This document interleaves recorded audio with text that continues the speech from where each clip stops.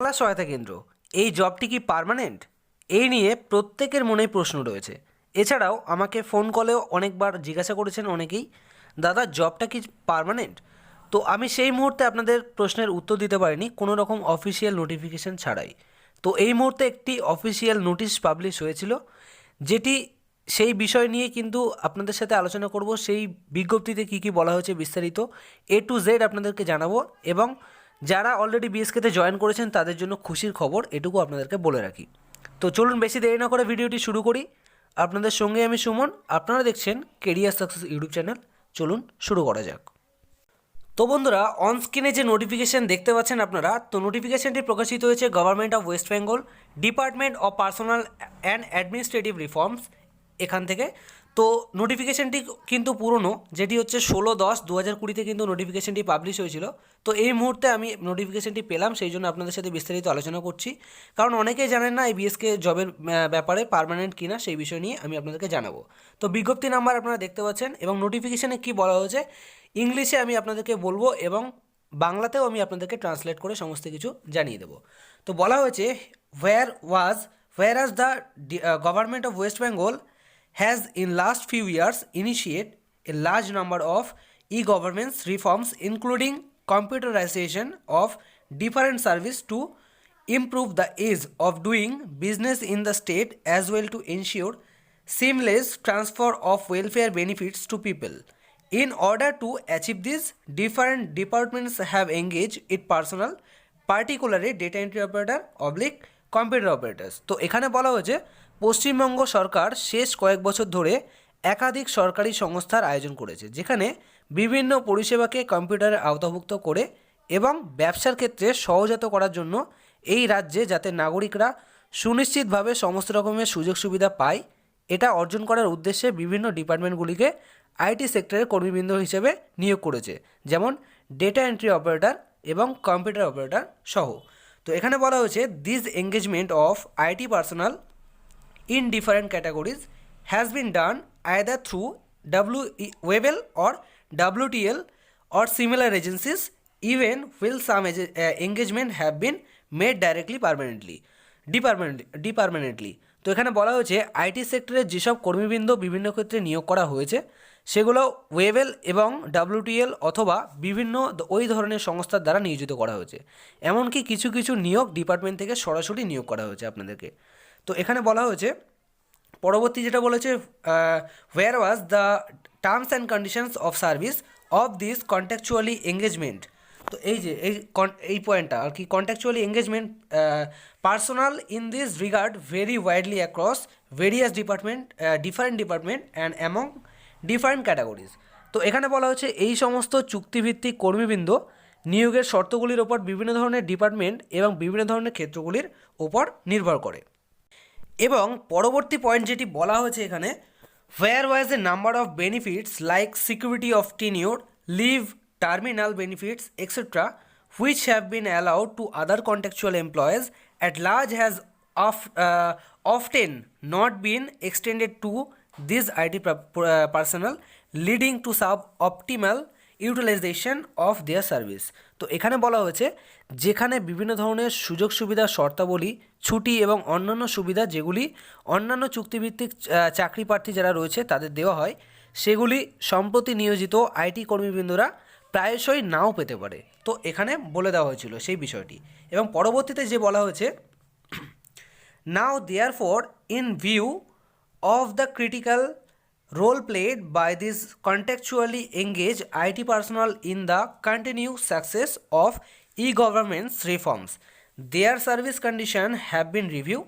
It has been felt that the present terms service conditions has been reviewed এবং present terms and conditions of their engagement need to be improved upon to retain the best talented in the government and best services out of them, which with this end in view the state government has decided to make the following changes in the terms and conditions of the engagement of IT personnel engaged under এখানে কি বলা হয়েছে, regular establishment and in different programs project whether engaged through Webel oblique WTL or departmentally or through any other agencies. তো এটি বাংলায় কি বলা হয়েছে আমি আপনাদেরকে বলে রাখি।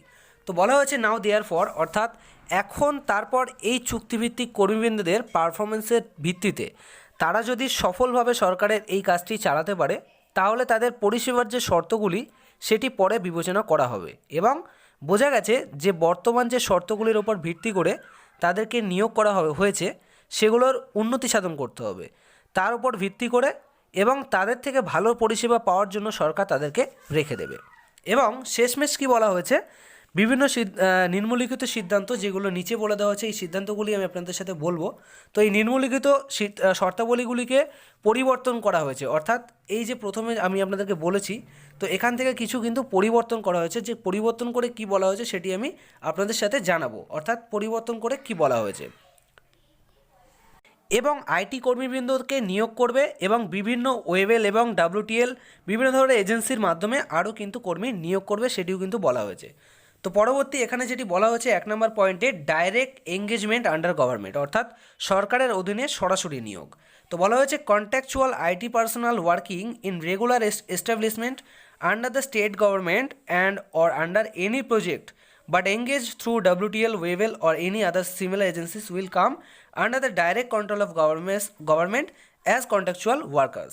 তো এখানে বলা হয়েছে সরকারের অধীনে সরাসরি নিয়োগ, যেমন Wavell এবং WTL অথবা অন্যান্য সংস্থার দ্বারা নিযুক্ত হয়ে বর্তমানে যারা কাজ করছে আইটি কর্মীবৃন্দ হিসাবে, অর্থাৎ আগে যারা নিয়োগ হয়েছে এবং এখন যারা BSK সহ বিভিন্ন ডিপার্টমেন্ট এখানে নিয়োগ হয়েছে তাদের সরাসরি সরকারের আওতাভুক্ত করা হবে চুক্তিভিত্তিক কর্মীবৃন্দদের। এবং পরবর্তী পয়েন্ট যেটি বলা হচ্ছে ইম্পর্টেন্ট, এখানে বলা হচ্ছে বেনিফিট টু বি এক্সটেন্ডেড, অর্থাৎ এখানে আপনারা বুঝতে পারলেন যে এখানে চুক্তিভিত্তিক কর্মী যেগুলো ছিল সরকারের অধীনে কিন্তু ডাইরেক্ট রিক্রুটমেন্ট করা হচ্ছে। তো এখানে কিন্তু অলরেডি নিয়োগ ডাইরেক্ট করে দেওয়া হয়েছে, যেটি হচ্ছে আমি আপনাদের সাথে বলবো মেন পয়েন্ট। তো এখানে বলে দেওয়া হচ্ছে benefit two B extended, security of tenure, this contractually engage IT personal shall be given security of engagement up to the age of 60 years. They shall not be terminated except on the grounds as prescribed in number। এই যে number দেওয়া হয়েছে এই notification অনুযায়ী কী বলা হয়েছে আমি আপনাদেরকে বলে রাখি। তো বলা হয়েছে সুবিধাগুলি বাড়ানো হয়েছে, যেমন ওয়েবেল এবং WTL এর সমস্ত চুক্তিভিত্তিক কর্মীদের সরাসরি 60 বছর পর্যন্ত কাজ করতে পারবে, এটি কিন্তু পরিষ্কার এখানে বলে দেওয়া হয়েছে, আপনারা দেখেও নিতে পারেন। এবং বলা হয়েছে তাদের যে কাজ রয়েছে সেই কাজ থেকে বার করা হবে না। কিছু কিছু শর্ত রয়েছে, এই যে নোটিফিকেশান নাম্বার আপনারা দেখতে পাচ্ছেন এই নোটিফিকেশান অলরেডি পাবলিশ হয়েছিল, এই নোটিফিকেশান যদি আমি পাই আপনাদের সাথে অবশ্যই শেয়ার করব। তো এই নোটিফিকেশান অনুযায়ী কিছু শর্ত বলা ছিল, সেই নোটিফিকেশানে যে শর্ত বলা ছিল এগুলো যদি আপনারা লঙ্ঘন না করেন তাহলে আপনাদের চাকরি যাবে না। তো পরবর্তী যে পয়েন্টটি বলা হয়েছে লিভ, অর্থাৎ ছুটি। তো ছুটির বিষয়ে কি বলা হয়েছে, 30 days লিভ ইন ক্যালেন্ডার ইয়ার, অর্থাৎ বছরে 30 দিন আপনাদের ছুটি বরাদ্দ করা হয়েছে। 10 days leave on medical ground, অর্থাৎ আপনাদের 10 দিন শারীরিক অসুস্থতার জন্য ছুটি পাচ্ছেন। এবং maternity leave in case of female employee, অর্থাৎ ফিমেল এমপ্লয় যারা আছেন তাদের জন্য 180 ডেজ এখানে কিন্তু ছুটি, এবং 42 দিন কিন্তু ছুটি বলা হয়েছে যাদের হচ্ছে অ্যাবর্শন এবং মিসক্যারেজ যাদের থাকে, অর্থাৎ ফিমেল এমপ্লয়েড যারা রয়েছেন তাদের জন্য কিন্তু এই ছুটি বলা হয়েছে। এবং সরকারের তরফ থেকে আরও কিছু বলা হয়েছে, যেমন হচ্ছে terminal benefit on attaining the age of 60 years 3 lakhs। তো এখানে কিন্তু বলা হয়েছে এছাড়াও 60 বছর পর রিটার্ন করার পর 3 লক্ষ টাকা কিন্তু তাদেরকে দেওয়া হবে। এবং মেডিকেল বেনিফিট হিসেবে আপনারা এখানে পাচ্ছেন they will come under Swasthya Sathi scheme if he/she is not covered under WBHS being a spouse of an employee of state government, অর্থাৎ এখানে বলা হয়েছে পরিবারের অন্যান্য কেউ যদি সরকারি সংস্থায় চাকরি করে তাহলে কিন্তু তাদের স্বাস্থ্যসাথীর সুবিধাতে সে পাবে না, অর্থাৎ পরিবারে যদি কেউ আপনাদের সরকারি কাজ করে তাহলে আপনারা এই স্বাস্থ্যসাথী প্রকল্পের সুবিধা পাবেন না, এবং যদি না করে থাকে তাহলে আপনারা পাবেন, স্বাস্থ্যসাথী প্রকল্পের সুবিধা পাবেন। এবং বলা হয়েছে নোডাল ডিপার্টমেন্ট, তো এখানে কিন্তু এই নোডাল ডিপার্টমেন্টের কথা বাদই দিলাম। পরবর্তী যেটি বলা হচ্ছে এটি মেন বিষয়, this order will take effect from 1/11/2020, অর্থাৎ এখানে কিন্তু 1/11/2020 থেকে কিন্তু এই নোটিফিকেশান কিন্তু লাগু হয়ে গেছে, অর্থাৎ আপনাদের কিন্তু BSK যারা জয়েন করেছেন এবং আইটি পার্সোনাল কর্মী যারা রয়েছেন তাদের কিন্তু BSK পার্মানেন্ট জব আপনারা পেয়ে গেছেন, অর্থাৎ 60 বছর পর্যন্ত আপনারা কাজ করতে পারবেন, আপনাদের চাকরি যাবে না। অর্থাৎ নভেম্বরের 1 তারিখ থেকে কিন্তু এই পরিষেবা চালু হয়ে গেছে। তো এখানে কিন্তু বলে দেওয়া হয়েছে পরবর্তী যে আপনাদের যে বিষয়গুলি, এগুলো আপনাদের কোনো ইম্পর্টেন্ট না, যেটি হচ্ছে copy forwarded for kind information and necessary action. তো এই কপিটা ফরওয়ার্ড করা হয়েছে এই ডিপার্টমেন্টকে, chief secretary to the government of West Bengal, additional chief secretary to the government of West Bengal, home department, সমস্ত কিছুকে সেন্ড করা হয়েছে।